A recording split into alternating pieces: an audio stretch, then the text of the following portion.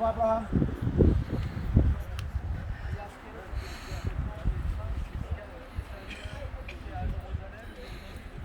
Elena? Now, ladies and gentlemen, we've already seen this rock as a face down there. The biggest two stories says that it is the face of Moses. Another story says that this is the face of humanity. Let me go with the story that sometimes history can be done by a gift. Sometimes history should not be a big war to make history. Sometimes a gift, a lovely gift, can make a big history. And this rock was given as a gift by an Italian artist for this place on the year 2000 as a preparation for receiving the Pope John Paul II. Moreover, he named it as the Rock of Love, the Rock of Peace. Why? Because from there we saw it as a book, but as a face. But once we got into it, if the artist made it as a full thing, as a big thing, it would be a book until here. But he decided, once he finished it, to cut it by a knife or a sword from the half. So this way starts to show the pages of that book. And not only the pages, once we start to see the pages of that book, we start to see faces popping out from those pages. You can see faces. And those faces represent the story of humanity. That wherever you are from, whatever your country, whatever your language, whatever your currency, whatever your color, wherever you are, wherever you will be coming from one source, which is the book, which is the creator. Whatever names we like to give, which is the very same thing for the same thing, the creator, we like to give him as Jesus, Allah, Elohim, but it's still the creator. So all humanity comes from one thing, from one creator. So those humans should live in peace, love, harmony, not in war and hatred and in wars. So this is, ladies and gentlemen, what you are looking at is the peace, the rock of peace, or the rock of love that's been given here as a gift to the site on the year 2000. So, shall we go to that corner and go with another story, please? Yes. Yalla. Yalla habibi.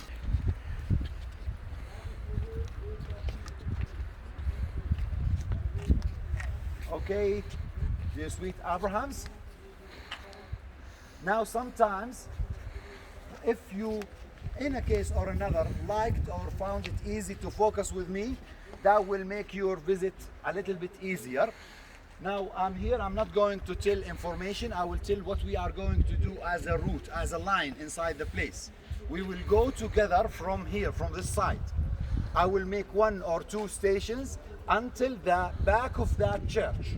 At the back of that church, I will be showing you where is the promised land, and from there you will be having some free time.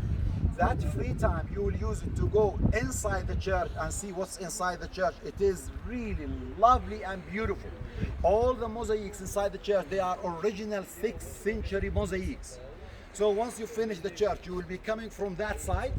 You see there is an aisle between those 2 buildings. From there, if you want to use toilets, you go down. Down there, the very first door is for the ladies' room. The gents' room is down very far there. And also, you can go under that net. There is also original mosaics. Then after that, you go to the gate to find me, and we will go to the bus. So this is our timeline inside the mountain. Hopefully, that will help you into reaching me as quick as possible by the gate. Shall we continue, please?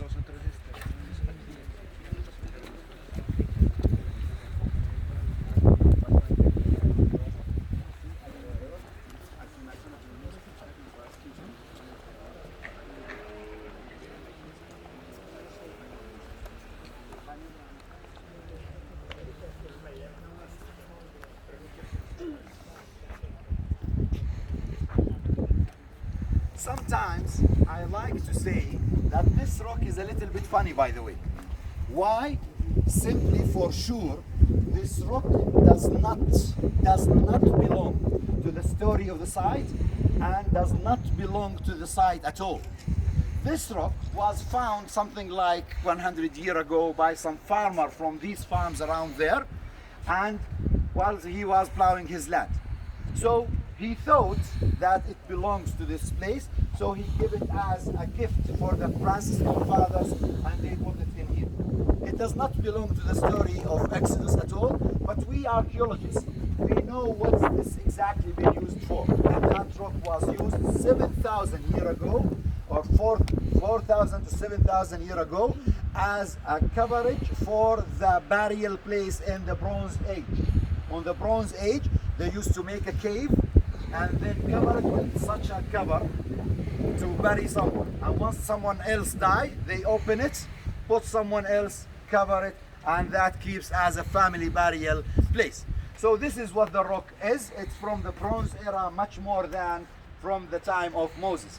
Sometimes people likes to say that this is the wheel of the chariot of Moses. It is not. Come on, follow me. Good.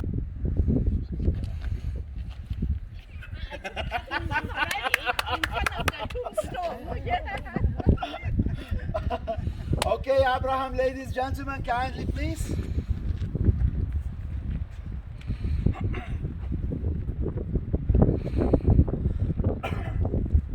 Ladies and gentlemen, this is a one-stop shop. From here we will talk about at least 3 stories. The very first one is that beautiful, amazing valley behind me that's filled by olive tree. Now this valley was the root of the earliest Christian pilgrims from the Mount of Olive, Jerusalem, coming to the rest of the Holy Land, and now that is officially named as Heshbon Valley. Nowadays it's named as Husban Valley. So it was the root of the earliest Christian pilgrims in the 4th century. Why the 4th century? Because before that the Romans were not allowing Christianity, and on the 4th century, once Christianity was allowed by the empire, Christian pilgrims started to move to the Holy Land and to all the holy places. Second thing, if you can see or know, there is a big tree, lonely, sad big tree. At the top of that valley, there is a huge cave underneath that one. That big tree, there is something like a white tent, something like next to it. It's at the end. No, not that white tent. Just go to the end of the valley, to the top, towards the mountain. There is a lonely, huge big tree. That cave underneath it is what some think is the Moses Springs. When Moses' followers asked him for water, and Moses swept the land with his stick and got 12 springs for 12 tribes, and he got water for all of them. Some likes to say that it's inside that cave. Third thing is behind you. Look behind you. You can see that there is a church. This is the memorial church of Moses. Of course, the original stones, they are the one on the bottom that you can see. You can easily tell that is the original stones. The top is not the original stones. The top was made later on by the Jordan government as a shell to protect the real church inside. So that is the memorial church of Moses. Maybe the most important thing I'm going to tell now is that cross. That after this moment, kindly, I will stop saying cross because it's not a cross. It is Moses' stick. Again, history can be done by a gift. In the 19th century, when the Franciscan fathers discovered this place and discovered this church, another Italian artist gave this as a gift for this mountain, and it represents one of the stories of the Exodus trip.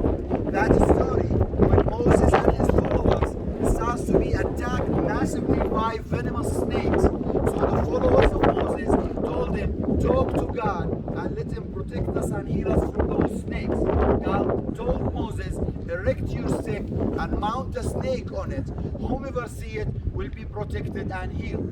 Since that time, the snake on a stick starts to be, instead of sign of death, it starts to be the sign of life.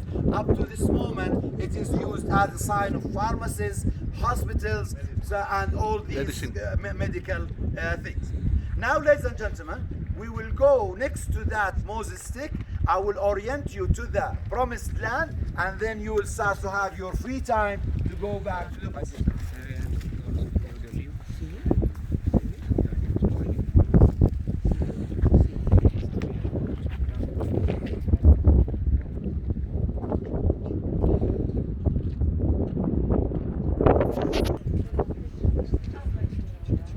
Now, ladies and gentlemen, I will orient you to the promised land where Moses ended up his station. And now, for behind you, all that is the Jordan land. To that side, that is the capital of Jordan. Oh, that is Amman, huh? Open land, the one that we drove at this moment, and I already mentioned it, it is the wilderness of Jordan. It is mentioned in the Old Testament, and it is piece of Jordan, and that is the Jordan Valley that I talked about. At the edge, at the far edge of that lowland, which is Jordan, you can see there is a line. Sadly, it is dusty. It's really dusty, so it's not that clear. That line is the river of Jordan, and that is the edge of the wilderness of Jordan. And almost to the other side is known nowadays as Israel. To that side, sadly, it is so dusty, but really, in a clear day, you can never imagine how easy to see the roof of the houses of the Jerusalem and Mount of Olives. It is so easy, without zooming, without cameras, just with your own eye, you can see the roof of the houses of Jerusalem. And down there, that is the Dead Sea, or the land of Sodom and Amorah. So that is the view of the promised land that was shown to Moses. Now, ladies and gentlemen, you will have something like 15 minutes for you. I advise you to move direct to the church so you can see what's inside the church. Normally we give more than 15 minutes, but maybe some of you are already tired and hungry, so we have to give enough time for the lunch. So 15 minutes, which is at 1:15. At 1:15 we will be at the gate.